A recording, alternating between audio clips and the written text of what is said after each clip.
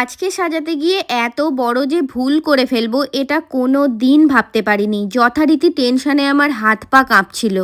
প্রতিদিনের মতো আজকেও ছিল কাজ, তো সময় মতো আজকেও বেরিয়ে পড়েছিলাম একদমই দুপুর দুপুর।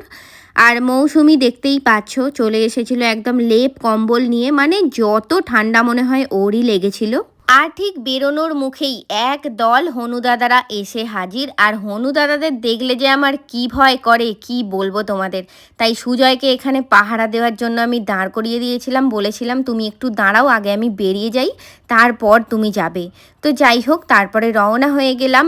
এইবারেই শুরু হলো আমার সেই বড় ভুলটা। মানে আজকের ক্লায়েন্টের লোকেশন ছিল সেই কদমতলা, হাওড়া কদমতলায় লোকেশন ছিল। আর আমি কি আন শুনতে ধান শুনেছি না কি দেখেছি নিজেও এখনো পর্যন্ত বুঝতে পারছি না। আর আমি চলে গিয়েছিলাম সেই বরগাছিয়া। তোমরা যারা এখানে থাকো তোমরা ভেবে দেখো শুধু একবার, কোথায় বরগাছিয়া আর কোথায় হাওড়া কদমতলা। আমি বরগেছিয়ায় গিয়ে বসে আছি। যাই হোক, তারপর বরগেছিয়া থেকে কদমতলায় ব্যাক করি, মানে একদম ঠিকঠাক লোকেশন। আর বরগাছিয়া থেকে হাওড়া কদমতলা কতটা দূর সেটা নিশ্চয়ই এখানে যারা থাকো জানো। এত বিশ্ব ব্রহ্মাণ্ড ঘোরার পরেও দেখি ব্রাইড তখনও রেডি হয়নি, তখনও ব্রাইডের নান্নিমুখ চলছে। তো ওর বাড়িতে গিয়ে আমরা সমস্ত জিনিসপত্র রেডি করছিলাম। মৌসুমি এখানে ওর শাড়িটা প্লিট করতে লেগে গিয়েছিল। তার মধ্যে একজন দিদিভাই আমার সাথে দেখা করতে এসেছিল। দিদিভাই আমার সব ভিডিও দেখে, সেটাই বলছিল। আর এর মধ্যে আমি একটু ওদের ফুলের বাগান, তার সাথে ওদের ঠাকুর ঘর একটু ঘুরে ঘুরে দেখছিলাম। আর এই অন্নপূর্ণা মায়ের মূর্তিটা কি সুন্দর দেখো। তো যাই হোক, তারপরে ওর সমস্ত কাজ মিটিয়ে ও রেডি হতে চলে আসে। ফার্স্টেই ওর হেয়ারটা ভিজেছিল, শুকিয়ে নিই, তারপরে ওকে রেডি করতে বসিয়ে দিই। আর কেমন কি সাজতে চাইছে সেটা ওর থেকে প্রথমেই আমি জেনে নিই। হাই টিনা, আজকে তো বিয়ে তোমার, তাই বুক করেছো, কিরকম কি লুক চাইছো একটু বলো। আমি পুরো লুকটাই সাবেকি চাইছি। চোখটা একটু টানা টানা করে দেবে, লিপসটা ডার্ক থাকবে, আর কলকাটা একটু সাবেকি কলকা হলেই হবে। আর বাকিটা তোমার পছন্দ মতো করে দেবে, আমি তাতেই খুশি। ঠিক আছে, চলো তাহলে শুরু করছি। হ্যাঁ একদম ঠিক আছে। আজকের ব্রাইড লুক চাই একদমই সাবেকি টাইপ, তাই পুরো লুকটাই করেছি সাবেকি টাইপ। পুরো ভিডিওটা তোমরা দেখতে থাকো একদম শেষ পর্যন্ত। তার মধ্যেই চলে এসেছিল মিষ্টি, এগিয়ে দিয়েছিলাম মৌসুমির দিকে। তার সাথে ব্রাইডকেও আজকে জোর জবরদস্তি করে আমি মিষ্টি খাওয়াই।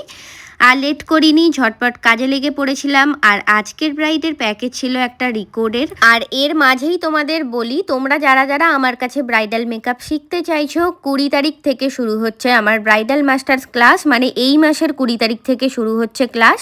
তোমরা ঝটপট সিট বুকিং করে নাও, খুবই লিমিটেড সিট আছে। ব্রাইডাল মেকআপ শিখতে চাইলে তোমরা ঝটপট আমার সাথে যোগাযোগ করো আমার পেজে দেওয়া নাম্বারে। তো যাই হোক, চলো এরপরে ওর ফাইনাল লুকটা নিয়ে আসছি, তোমরা দেখে জানাও তো আজকের ব্রাইডের লুকটা তোমাদের কেমন লাগলো। এই হলো আমার আজকের ব্রাইডের ফাইনাল লুক। কেমন লাগলো আজকের এই লুকটা সেটা তোমরা জানিও অবশ্যই। আর যেহেতু ও একদম সাবেকি টাইপ একটা লুক চেয়েছিল, পুরো লুকটাই আমি সাবেকি টাইপ করে দেওয়ার চেষ্টা করেছি। ও যেরকম বোল্ড লিপস্টিক চেয়েছিল তেমন করে দিয়েছি। একটু টানা লাইনার পরতে চেয়েছিল তেমনটা করেছি। আর কলকাটা আমি ডট কলকার মধ্যে রেখেছি, কারণ অনেক দিন আমি ডট কলকা কোনো ব্রাইডকে করিনি। আর ওরও পছন্দ ছিল ডট কলকাটা, তো সেরকমটাই করে দেওয়া হয়েছে। হেয়ার স্টাইলটা দেখো, মাথার ওপর একটু বিনুনি রেখে সামনেটা একদম সাবেকি টাইপ করে দিয়েছি, যেহেতু ওর মাথা পাট্টি ছিল। তো লুকটা কেমন লাগলো জানিও তোমরা অবশ্যই। ভালো লাগলে লাইক কমেন্ট শেয়ার করতে কিন্তু একদমই ভুলো না।